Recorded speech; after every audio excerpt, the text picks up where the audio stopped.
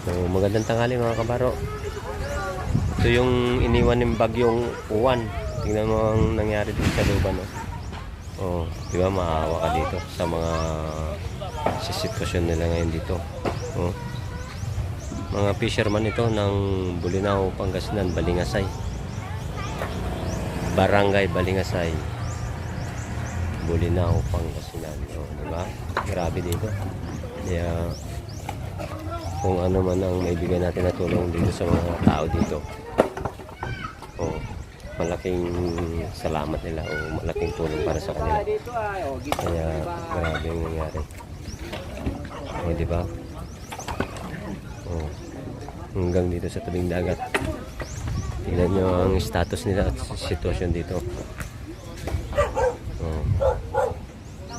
Sira lahat ang kabuhayan nila dito. Oh, pati mga ano natangay na lahat. Oh, ano naman masasabi nyo dito mga kabaro? Oh, ubos talaga lahat. Oh, oh tignan nyo. Oh. Ubos lahat na. Andito yung kubo-kubo ko rin dati. Oh.